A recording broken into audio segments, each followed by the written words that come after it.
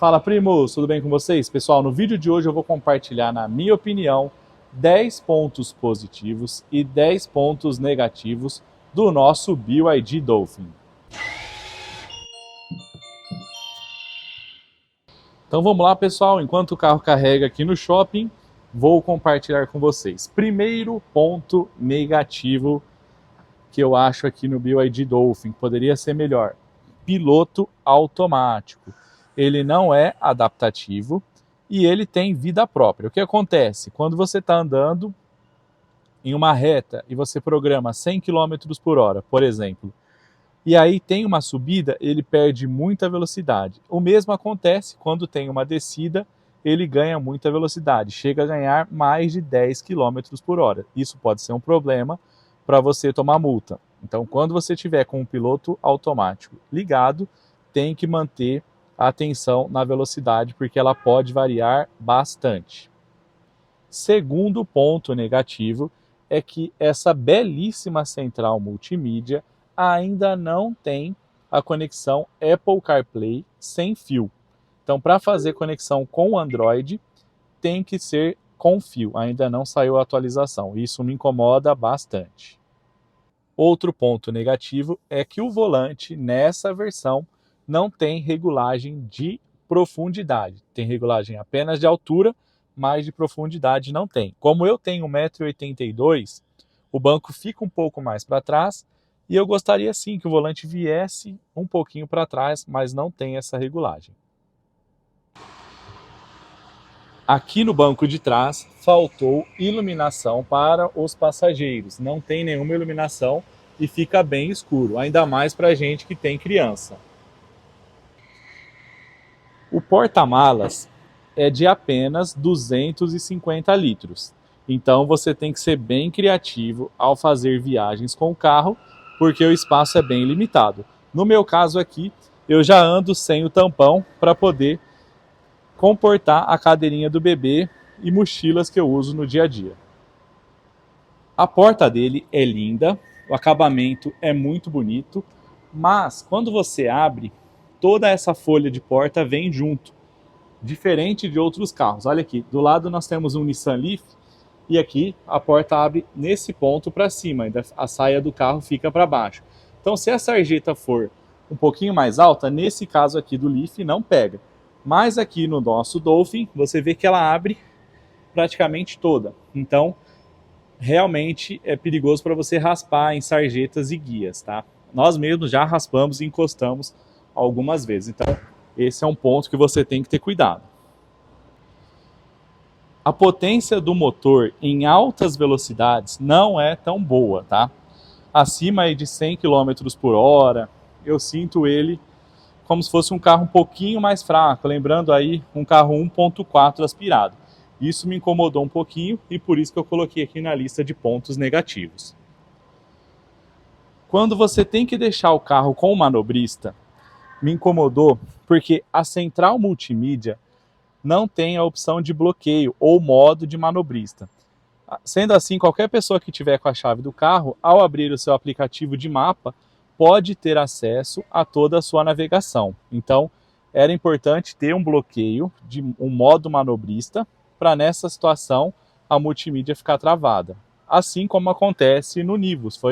Quando lançou o Nivus não tinha essa função, mas depois eles colocaram lá um modo manobrista que inclusive registra tudo o que aconteceu com o carro, velocidade, abertura de portas. Aqui não tem. Se você der a chave para alguém, algum manobrista, ele vai ter acesso a todo o seu histórico.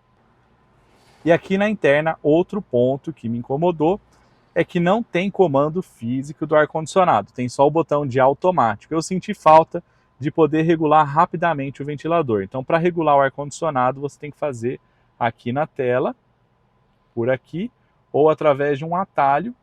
Você tem que clicar aqui, aliás, você clica aqui na velocidade e muda por aqui, ó. Então, quando o carro está andando, você requer um pouco mais de atenção do que se tivesse o botãozinho de girar, que seria mais fácil. E o último ponto negativo, ou característica, mas pelo menos para mim foi negativo, porque nós temos crianças, cachorro, tudo mais, é o acabamento dos bancos ser claro na parte do assento, tanto aqui no passageiro como no motorista. Então acaba sujando e a gente tem que ter um cuidado especial para limpar com frequência. E agora eu vou comentar para vocês os pontos positivos, 10 pontos positivos que eu separei para essa listagem. Começando pelo espaço interno. Embora o carro seja um hatch, veja só aqui, estou do lado de um Nissan Leaf, vou até filmar para vocês. Aqui a parte de trás do Nissan Leaf parece ser um pouquinho mais encorpada, né, do que a do Dolphin. Embora ele tenha esse porte que não parece ser tão grande, você se surpreende quando está dentro dele. O espaço interno, então, é o primeiro ponto positivo que eu gostaria de destacar aqui para o carro, tá? Lembrando que nós estamos falando de um carro hatch. Claro que um SUV vai ter um espaço bem maior do que o Dolphin, mas na categoria do Dolphin, como hatch, o espaço interno é muito bom. Aproveitando aqui, o segundo ponto positivo são os porta-objetos. Tem porta-objeto na porta, tem esse porta-objeto no console central, tem aqui também, tem a opção de colocar mais objetos aqui embaixo, tem um lugar para colocar o celular aqui, mais uma mesinha aqui que é bem legal, porta-copos, porta-luvas bem generoso. Então assim, porta-objetos atende muito bem, inclusive aqui no banco de trás, dá para colocar um celular aqui e mais o porta-objeto aqui. Outra coisa que eles não economizaram nos porta-objetos é que no banco, na parte aqui do banco traseiro, nós temos 3 bolsas em cada banco. Infelizmente não tem iluminação, não vai conseguir mostrar direito, mas aqui tem um porta-objetos, tipo um porta-revista, né, de antigamente, e aqui tem mais 2, dá para colocar celular, carteira e mais um objeto maior, e tem nos 2 bancos, olha só que legal. A nossa querida Volkswagen fez um corte de custo e nos níveis seguintes tirou esse porta-objeto aqui do banco de trás, só veio lá. E aqui não, aqui eles não economizaram. Então, porta-objeto é um segundo ponto positivo que eu separei aqui para o nosso Dolphin. Outro ponto super positivo é o custo para você rodar em cidade, tá? Você pagando aí em torno de R$1 o quilowatt e andando em cidade, o seu custo por quilômetro vai ser aí em torno de 12 centavos. Então é um custo muito baixo se você roda muito na cidade. Apesar do Dolphin ter menos de 100 cavalos de potência, ele tem 18 kg de torque. E esse torque é instantâneo. Então, de 0 até 80 km por hora, a performance dele é muito boa, me agradou bastante. A qualidade e performance do ar-condicionado me atende super bem. Eu acho o ar-condicionado muito eficiente. Um destaque para o acabamento aqui do ventilador. A qualidade aqui excelente. E os dutos têm um bom fluxo de ar. Então você não passa calor. Ponto positivo aí para o ar-condicionado, tá?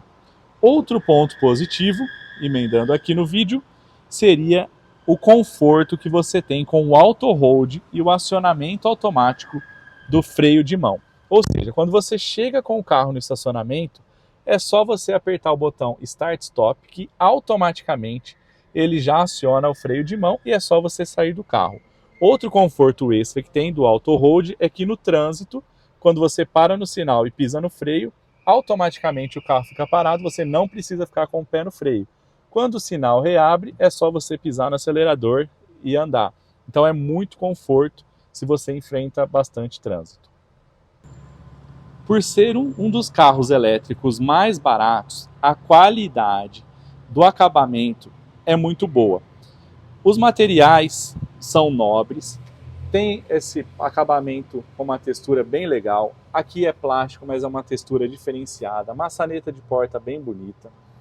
Acabamento de banco parece ser de carro bem mais caro. Então, ponto positivo aí para a qualidade do acabamento do Dolphin, tá? Embora não seja soft touch aqui, é de um plástico bonito e de excelente qualidade, olha só. E destaque também para a qualidade do forro do teto. É um tecido nobre, você percebe ao tocar nele que realmente é um tecido aí de carro premium. Outro ponto positivo que todo mundo me pergunta e todo mundo é preocupado agora na era do SUV é a altura do solo. Já rodei mais de 7.000 quilômetros com o carro e veja só, não cheguei a raspar aqui embaixo, tá? Então ele não raspa fácil em lombadas, pelo menos até agora eu não raspei. Então, ponto positivo, embora ele pareça ser baixo, ele tem uma boa altura em relação ao solo. Outro ponto positivo aqui do Dolphin é que nessa versão de entrada ele vem com o step que você pode trocar facilmente, tá?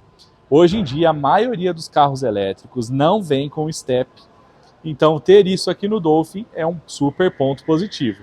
Eu, por exemplo, todos os carros que tive já furou o pneu, então pelo menos ter esse conforto e facilidade para fazer o reparo rapidamente é muito bom.